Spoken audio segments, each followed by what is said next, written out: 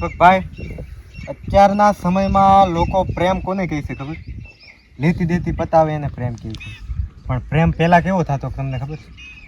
એ પ્રેમ મરવા મારવા ઉપર આવી જતા, એમ માથા દીધા પ્રેમના ઉપર. તો એની ઉપરથી મને એક વાત યાદ આવે છે. એમ કેમ આપણું ગામ હોય એવી રીતે એક મોટું જબર નગર હતું, સુંદર સરસ મજાનું નગર હતું. નગરનું નામ હતું રાજનગર નામ હતું. એ રાજનગરમાં એક મામટ નામનો સારણ રહેતો એમ. ને તમને પહેલાં કહી દઉં, આ વાત પ્રેમની છે પણ એટલી આ વાત કરુણતાની છે, એમ કરુણતાની.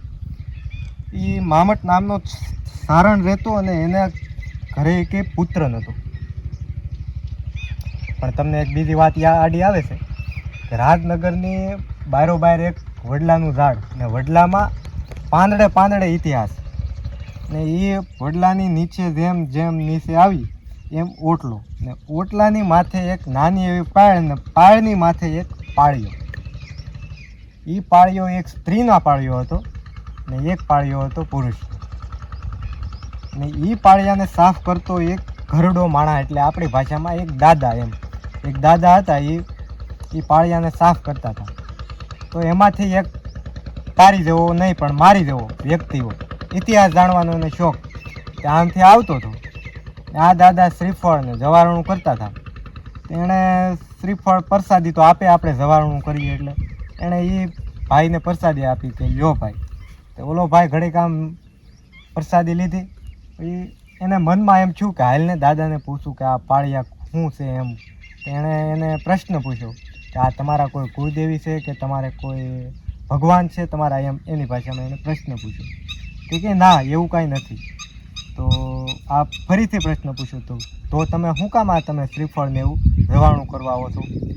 તો એ દાદાએ એણે પાઘડી થોડીક આમ નીચે કોખારો ખાધો, પાઘડીને નીચે ઉતારી ને હોકો લાવ્યા થાય તે કરીને હોકો એક પીધો ને મૂછ માથે આમ કાકડા ચડાવ્યા.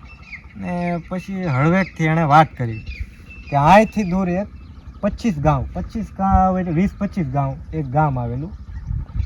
ગામનું નામ હતું ગાંજાવદર. ગામનું નામ હતું પહેલાં આવા ગામના નામ હતા. અત્યારે પબ્લિકને આવો નામ કોઈ નહીં સાંભળ્યા હોય. અત્યારે તો કથીવદર ને ભથ્થીવદર ને એવું આવે, પણ પહેલાં ગાંજાવદર ગામ હતું. એ કે ના, એક આ મામટ પહેલાં ના રહેતો. એની એણે વાત કરી આખી કે એની ઘરે પુત્ર નહોતો અને એને માતાજીની કૃપાથી એક પુત્ર નાનો છો.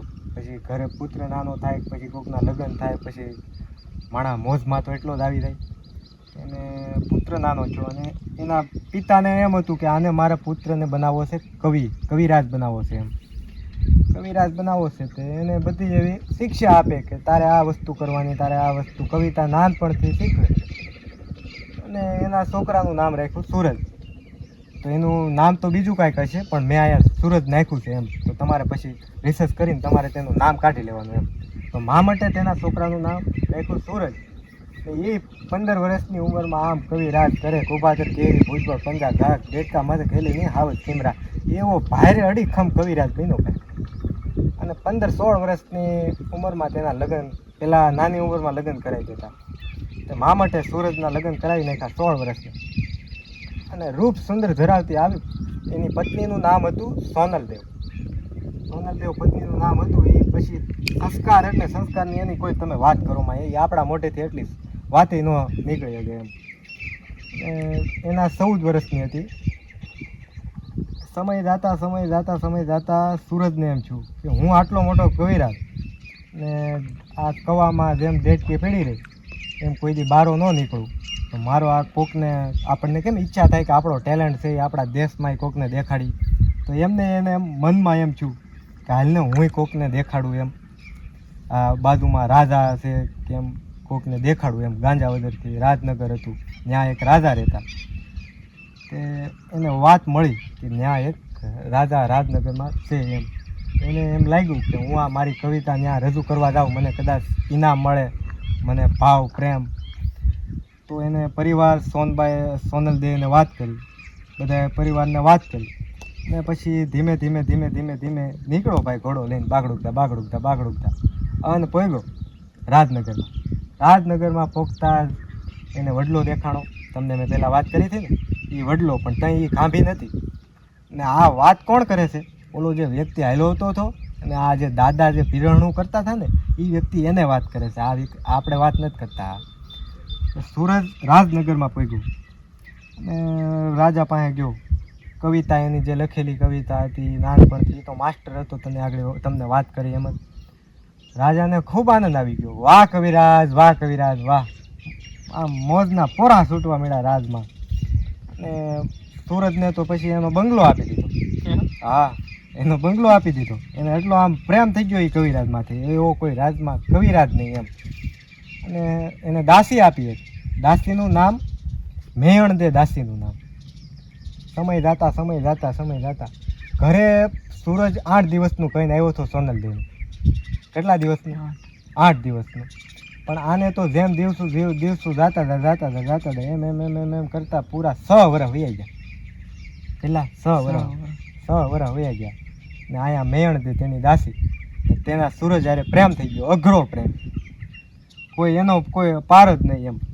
ને એની વાત કરી સૂરજ કે મારે તમારી યારે પ્રેમ છે એમ, એવી વાત કરી. સૂરજદે કે નહીં, મારી પત્ની છે સોનલદે, જે ગાંજાવદરમાં તેનું ઘર હતું. તો તેને પરિવાર તેને યાદ આવ્યો. શરૂઆતમાં તો ન આવ્યો, 4-5 વર્ષ યાદ ન આવ્યો. એને કવિતામાં બોલો એ સમયમાં કેટલો મગ્ન થઈ ગયો છે એમ. તો તને એક દિવસ યાદ આવ્યું, શું કરતા હશે મારા બાપા, શું કરતા હશે મારા દાદા, શું કરતી હશે સોનલદેવ. 8 દીનું કહીને આવ્યો અને વર્ષોના વર્ષો વીતી ગયા. અને એક દિવસ એણે રાજા હારે વાત કરી કે હવે મારે મારા ગામમાં એક જવું છે એમ, આટો મારવા. તો રાજાએ કીધું કાંઈ વાંધો નહીં, તમે કવિરાજ, તમને મજા આવે ત્યાં સુધી રોકાજો અને પછી તમે વહી આવજો. તો સૂરજ ઘોડો લઈને જેમ બહાર નીકળો નગરમાંથી, એમ ઓલી દાસી હતી, મેયણ દે નામની દાસી હતી, એ આવી. તો તેણે વાત કરી કે વહેલા વહી આવજો એમ. તો આ સૂરજને ખબર હતી કે આ દાસીને મારી હારે પ્રેમ છે. અને ઘોડા માથે સવાર છો અસવાર, તબડક ભાગડતા. મેયણ દે જેમ ઘોડે સવાર આમ જાતો હતો, આમ કેમ આ ઓલી પવન ચક્કી દેખાય, આટલો દૂર સુધી વયો ગયો. પછી એ દેખાતો બંધ થઈ ગયો. અને આ દાસી હતી એ આવા વડલા માથે ચડતી જેમ એ આગો જતો હતો એમ આ દાસી ઉપર ચડતી જતી હતી. હાવ ટેકની માળે ચડી ગઈ. અને પછી છેલ્લો ડાબલો અભડાણો અને ત્યાંથી સૂરજ હતો એ દેખાતો બંધ થઈ ગયો. અને અહીંથી આહોડાની ધારું પડતી હતી મેયણદેની આંખોમાંથી. અને કાંક પગ લપસ્યો અને સીધી જ આવી નીચે. અને ત્યાંથી તેણે ખોળિયામાંથી પ્રાણ ત્યાગી દીધા તેના સૂરજના પ્રેમમાં. અને સૂરજ તેના ગામમાં પહોંચ્યો, ગાંજાવદર ગામમાં. અને તેના ઘરમાં જોયું, બધું ખંડેર પંડેર થઈ ગયું હતું, કોઈ નહીં, કાંઈ નહીં. હકલ મેળો, હે ખીમજી દાદા એમ કરતો તો કોઈ હોકારો ન આપ્યો. એક બાજુમાં કૂતરું હતું, કૂતરું ભેહું તો અંદરથી ખોખારો કાઢો, કોણ છે? 2 વાર કીધું, કોણ છે? હા ભાઈ કીધું, હું સૂરજ. લે મારા ખીમજી કાકા આવ્યા અને ભેટો વળી ગયા. કાકા દીકરા મેળા હતા. તો પછી વાત કરી પરિવારની કે આ મારા પપ્પા, મારા મા બધા ક્યાં છે. તો ખીમજી કાકાએ કીધું, તારી જે સોનલદે તારી પત્ની હતી, તેણે તો 8 દિવસ તારી રાહ જોઈ, પછી પાછા 8 દિવસ, 16 દિવસ તારી રાહ જોઈ, પછી તેણે ખાવાનું મેલી દીધું અને તેના પ્રાણ ત્યાગી દીધા તારા વિરહમાં સૂરજને. ને તારા માતા પિતાને એ ન જોવાનું, એટલે તેણે પણ પ્રાણ ત્યાગી દીધા સૂરજને. ઓહો ભારે કરી એવું લાગ્યું એને. અને પછી એને એમ થયું કે હવે જો હું અહીંયા તો મારે કાંઈ વધ્યું નથી, પણ ના મારી મેયણ દે રાહ જોતી હશે. અને પાછો એની એક ક્ષણે ઘોડાની આમ ઓલી શું કહેવાય લગામ ખેંચીને ભાગડતા પાછા 25 ગાંવ કાપ્યા અને પાછો આવ્યો. અને ત્યાં જોયું, આ 25 ગાંવ કાપતા તો વાર લાગે, તો ત્યાં જોયું તો ના મેયણ દેની ખાંભી જોઈ. પછી કોકને પૂછ્યું કે આ ખાંભી કેમ? તો એ આ ભાઈને તો ઓળખતા નહોતા, સૂરજને ઓળખતો નહોતો કે એ તો એક કવિરાજના પ્રેમમાં એણે ઉપરથી ટગની માળેથી પડીને તેણે જીવ ખોળિયામાંથી કાઢી નાખ્યો. તો ઓહો સૂરજને તો પછી ક્યાંય રહેવાનું નહીં. એની પાળિયાની માથે તેણે માથા પસાડી એનો જીવનો ખોળિયામાંથી ત્યાગી દીધો. અને અત્યારે રાજનગરમાં ના વડલાના નીચે ઈ બે પુરુષની ખાંભીઓ છે. ને જે આ વાત સંભળાવતું હતું ને, જે આ ઓલા દાદા હતા ને, એ મારી જેવાને એક ઓલા જવાણું કરતા એને સંભળાવતા હતા ને, એ પોતે હતો તેના કાકાનો છોકરો હતો. એના 25 વર્ષ થયા હતા. ને આ વાત હતી આપણે 150 વર્ષની. 150 વર્ષ પહેલાંની આ વાત હતી. એટલે પ્રેમ કંઈક આવો હોય, પ્રેમમાં માણસ મરી જાય એમ. તો તમને આ વિડીયોમાં જો કાંઈ મજા આવી હોય તો લાઈક કરી દેજો, સબસ્ક્રાઈબ કરી દેજો, ને આગળ જોવા હોય તો બેલ આઇકોન ઉપર ક્લિક કરી દેજો.